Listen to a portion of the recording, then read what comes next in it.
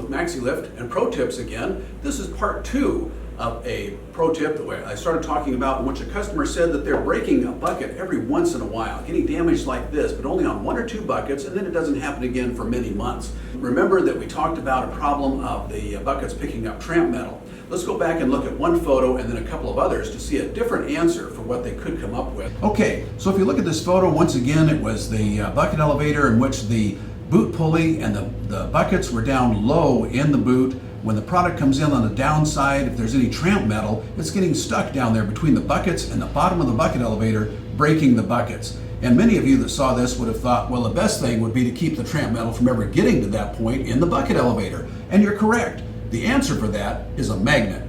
Let's go on to the next photo there.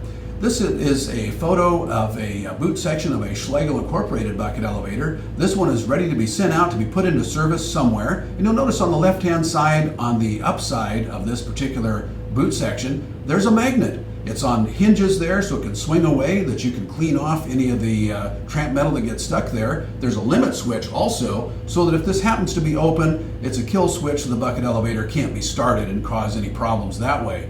But these magnets can be made different sizes and different strengths, basically to be able to pull away any small or large bits of metal from whatever the thickness of the product going through, whether it's 2 inches or 4 inches or 6 inches, you can get them strong enough to be able to pull the metal away. Here's another photo that shows a very large magnet on a quite large bucket elevator. And you'll see that this is the full width there. It looks quite large, of course, because it's got to be able to pull product clear through a lot that's flowing past. Here's a side view, and you'll notice that this magnet has air cylinders as well as a turnbuckle there. Those are used to be able to lower and raise this into position. Magnets are extremely heavy, and it can be quite dangerous to move this by hand without the aid of these air cylinders and that turnbuckle. The air cylinders move it up and down, the turnbuckle gets it into tight position. But a magnet would take care of getting out the tramp metal before it ever gets there. Now, the next photo you'll see is the receiving leg in this facility in which they were having trouble back at that other bucket elevator. I looked at all of the bucket elevators at this facility when I was there because, once again, you never know what you might see that makes a difference or doesn't make a difference. We opened up, looked at the inspection door, and these buckets all look like they're in pretty good shape, but I looked at it just a bit more closely. You'll notice that I found a number of the buckets had a little nick right in the front of the bucket, which indicated to me that there was a problem, and I mentioned at that time possibly that they had tramp metal getting into the system, and they confirmed that they did.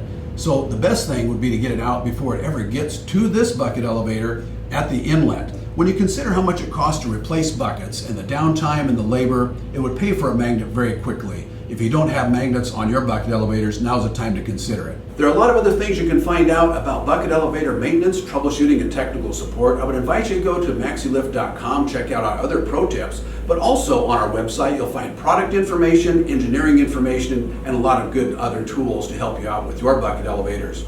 I'm Dean Wedekind with Maxi-Lift and Pro Tips.